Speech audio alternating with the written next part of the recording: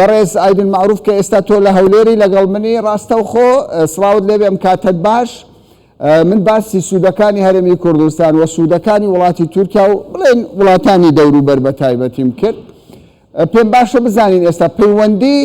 هەولێر و ئەنقەرە بە چ شێوەیەکە پاش ڕووداوەکەی زاخۆ؟ بەڵێ پێشێکی زۆر سوپاسان دەکەن هەروە ڕێز و سەلام بۆ کەناڵی 24 هەیە. بەڵێ پەیوەندەکان کە گرنگە کە پەیوەندی هەولێر و لەگەڵ ئەنقەرە پەیوەندەکانی هەرێمی کوردستان و وڵاتی تورکیا لە هەموو ڕۆکەوە گرنگە کە ئەم لەسەر ئەساسی کە بەرژەوەندی مشتەرەک کە ئەمەش گرنگە کە لە ڕابردووش کە ئەم پەیوەندیانە کە زۆر بەهێز بووە لە ڕووی سیاسی و دیپلۆماسی و اقتصادی و کە ئەمانە خۆی لە خۆیدا گرنگە کە وڵاتی تورکیا وڵاتێکی گرنگە لە ڕۆژهەڵاتی لاوەڕاستدا لە هەموو کات زیاتریش ئیحتیمامی داوە بە پەیوەندەکانی خۆی لەگەڵ وڵاتی عێراق و لەگەڵ هەرێمی کوردستانی عێراقدا کە یەک لە فاکتەرە گرنگەکانە. بەڵام دیارە کە لە دوای ئەو ڕووداوەی کە بەداخەوە کە لە زاخۆ ڕوویداوە ئەمە لەوانەیە کە کاریگەری دروستکردبی لەسەر پەیوەندەکانی عێراق و تورکیادا، بەڵام باوەڕ ناکەم ئەو کاریگەری هەبێت و کە لەسەر پەیوەندەکانی هەولێر و ئەنقەرە، چکە ئەمە زیاتر کە تایبەت بوو بە بەغداوە بە عێراقەوە، تورکیاش لە هەموو کات زیاتر کە ئیتیمام و گرنگیدا بە خۆی بە پەیوەندەکانی خۆی لەگەڵ وڵاتی عێراق لە خۆیدا گرنگە. باشە کەوایە پەیوەندەکان باشە بەڕێزایدن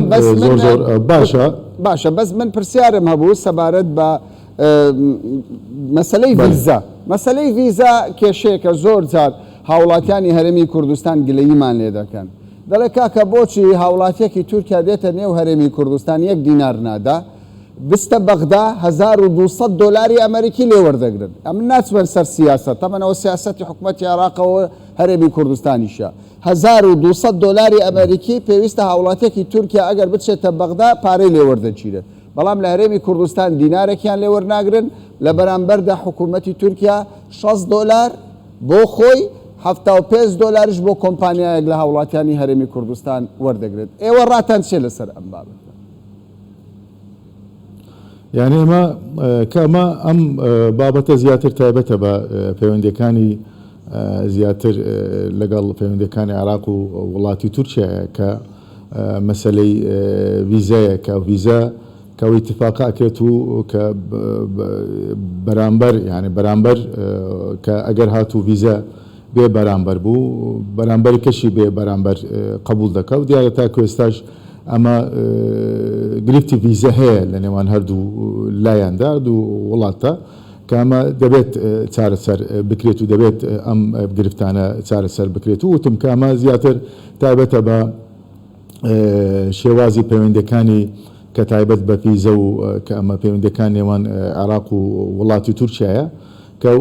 کە ڕۆژانە خەڵکی هەرێم و خەڵکی عێراق بە شێوەیەکی عام کە سەردانی وڵاتی تورکیا دەکەن کە گرنگە کە ئەمەش لە ڕووی مەسەلەن لە ڕووی اقتصادەوە لە ڕووی پەروەردە و خوێندنەوە و سەردانی قوتابخان سەردانی زانکۆکان و کە بۆ سیاحە دەچن کە ئەمانە گرنگە. وڵاتی تورکیا وڵاتێکی کراوەیە و کە پێشوازێکی گەرمیش کە لە هاوڵاتیان ئەکات و ئەمەش زۆر گرنگە. لە هەموو کات دەبێت کە مەسئلەی ڤیزا بابەتی ڤیزا دەبێت تەسهیلات بکرێت و بۆ هاوڵاتیان کە ئەمەش گرنگە بۆ ئەوەی بتوانێت هاوڵاتیان بە شێوەیەکی شار ئاسانی و کە سەردانی ئەم وڵاتانە بکەن. باشە کاک ئایدن ئەگەر ئێمە بەراوردی هەندێک وڵاتی دراوسێ بکەین، دراوسێ هەرێمی کوردستان دەزانین بەبێ ئەوەی ناوی بهێنم، یعنی هەندێک لە وڵاتان هەرێمی کوردستان و عێراقیان کردوتە ئامانجدەوەی زۆرترین مادەی هۆشبەری بۆ بهێنن، چەکی بۆ بهێنن، میلیشای بۆ دروستکەن، هێزی بۆ دروستکەین، ئەمە پرسێکی دیکەیە. بەڵام لە بەرامبەریشدا خەڵکێک دەڵێ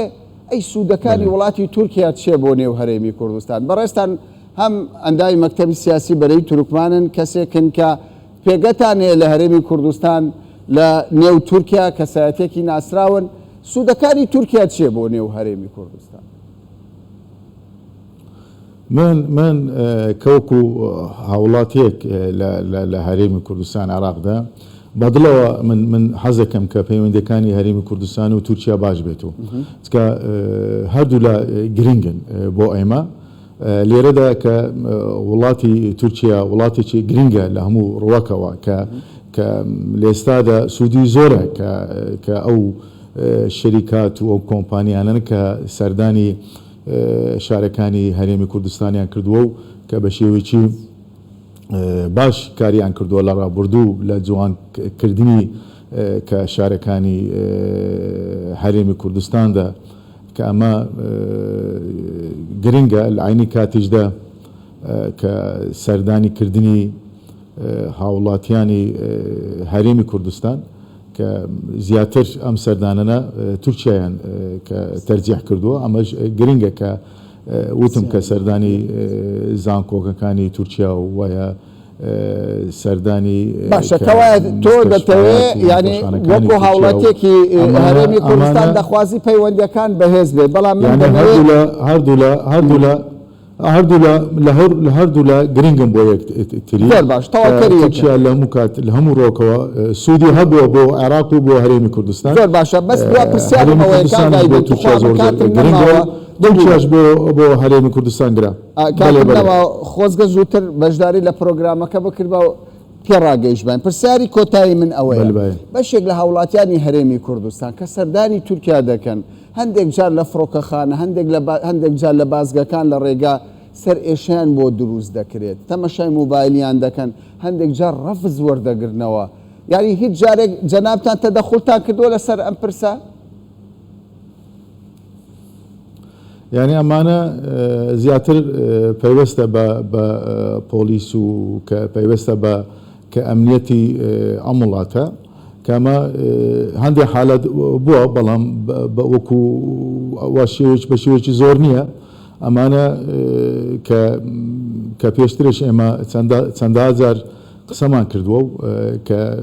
کە ئەو هاوڵاتیانە کە لە هەرێمی وە لە عێراق کە سەردانی وڵاتی تورکیا ئەکرێت و کە لە مەتارەکان بە شێوەیەکی جوان پێشوازیان لێکراوە کە لە دەواازەکان بە شێوەیەکی باش پێشوازیان لێکراوە ئەمانە لە ئێستادەکە خەڵکەوەی باز دەکرێت حالەتە وەکو جەنابەت باسیەوە دەکەیت بەڕێز عەیدن معروف وەزیری هەرێم بۆ هەندێک حالەت لەوانەیە زۆر سوپاس کات نەما زۆر بوو هەندێک حالەت ئیستیسنایی هەندێک حالات ئیستیسنایی هەیە بەڵێ دەستەکان خۆش سوپاس کە کاتی خۆت بە ئێمەدا بەڕێزانم کات کۆتایی پێ هات